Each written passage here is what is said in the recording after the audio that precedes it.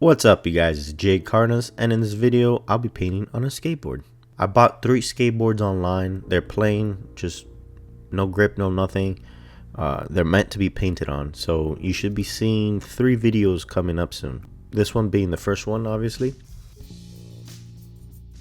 First thing to do in order to prep and paint the skateboard is to sketch.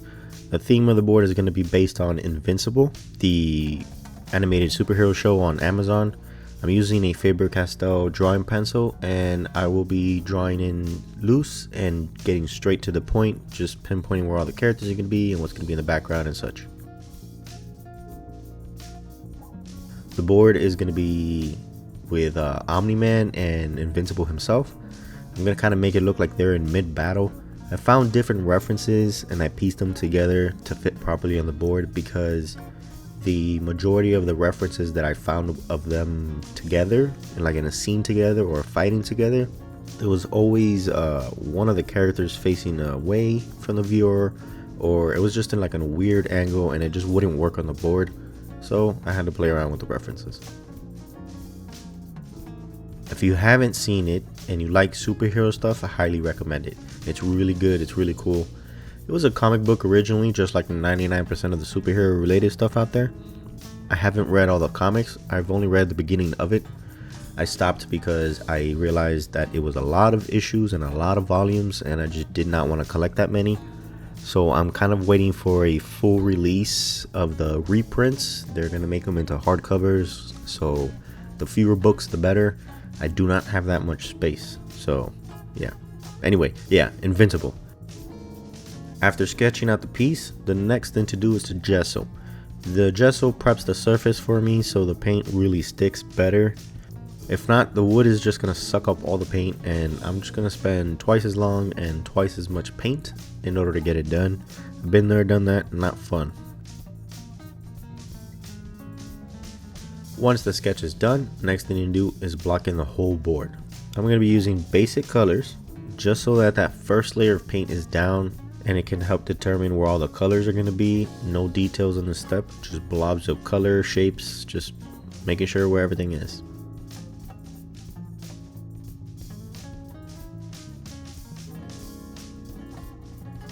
I kept the background simple. I didn't want to overcomplicate it. I wanted the full attention on the characters. So I added a bit like a fire, smoky, dark clouds area, and then, like rubble from the destroyed buildings and roads as a result from the battle that they're having. I got a little detailed in some areas of the background, of course, to kind of, really show you what's going on back there. But other than that, it's just pretty simple, very generic background. Once the blocking in is done, we can go back in and add in values. Shadows in the clothing, the face, the body, along with the highlights. Adjust the colors. It's not just basic color. At this point, you want to add in those darker yellows or darker blues and so on. For example, there's a darker yellow in the shadow and a much brighter yellow in the highlights. Maybe that basic yellow that I used to block in is way too yellow, and the yellow I really need is, I don't know, closer to a brownish yellow or closer to a gold. So I have to adjust that. Or maybe the red that I used to block in is way too bright, and I need red, I don't know, closer to wine. Right? For example, the Invincible suit, that's closer to a Superman blue, but I need to adjust that closer to a teal blue. This is the stage where you're gonna do that. The cool thing about acrylics is that you can just let it dry, paint over it multiple times until you get it right. That's why I jump around a lot while I'm painting. I will work in an area and then I'll be like, okay, that looks good. Yeah, let's move on to something else, and then I'll come back to it with fresh eyes. And by doing that, you can realize where you've messed up or where you can adjust things, because you're not constantly staring at it for too long and getting overwhelmed with the colors and the shapes and such. If you move on to something else, you can get distracted by that. When you go back to the area that you're working on, you'll notice, hey, this could be a little wider or a little lighter or darker, or this is too small, this is too big, and so on. The cool thing about painting superheroes and, animated stuff and cartoons and stuff like that is that you don't have to overwork it because the design's already there. So just have fun doing it and just enjoy it and just play with the colors, and take this as like a way to learn how to work with colors and your brush strokes. You can take the time to learn how to do the gradients, go from dark red to really light red. You can learn shapes, you can learn, just really have fun with it. Painting fan art and stuff like that, it's not a big deal. You can do it every once in a while. It's okay. Like, you can take that time to just unwind, free your mind, and just enjoy using the material. If you're into character design, animation, and stuff like that, copy as much fan art as you can. Paint it your way, your style, turn it into your own character using that as a base. Just have fun with it. I have fun with it because I'm painting, characters that I enjoy, shows I like, and stuff like that. And I learn, no matter what subject I'm painting, I'm learning something. For example, I like painting on different surfaces. It's been a long time since I've painted a skateboard, and I didn't realize that painting Omni-Man in this position, the curve of the board made Omni-Man's shoulders and arms look twice as big as they normally are. So that was something tricky that I had to learn and work with, and I found it awesome.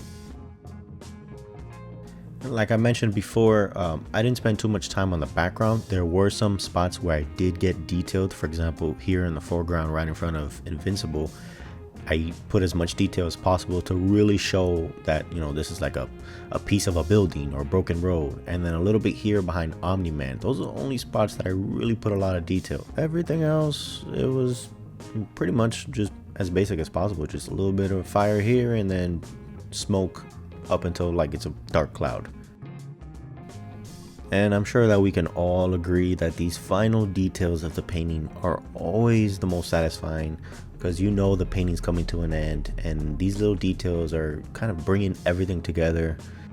For example, the highlights on their suits and the capes, all the blood splatter all over them, to show how brutal the fight was.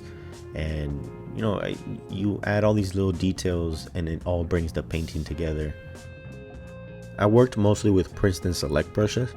They're small brushes, they help a lot with the very little details. I'll have a link to them in the description along with all the other materials that I use. Those links are affiliate links, so if you're interested, head on over, check that out, and that'll help me out and the channel. I use the Princeton Select brushes on literally almost every painting, especially when I'm doing details. And speaking about the final details and using these small brushes, the very last thing I do for this board was to add a little bit of the black outline here and there. Keep in mind, these are superheroes. It is based on a show. It is based on animated cartoon and stuff like that. So there is a little bit of black outline. It just looks weird without it, so you have to add it in there, and I love it. I love the way it came out. Just so you know, this board will also be available on my website, so head on over to jcardenisart.com if you're interested. So yeah, thank you guys very much for watching my video. I really appreciate it. Make sure you like, comment, and subscribe if you haven't already. Yeah, keep a lookout for the other 2 videos. Now, are you ready for those final shots?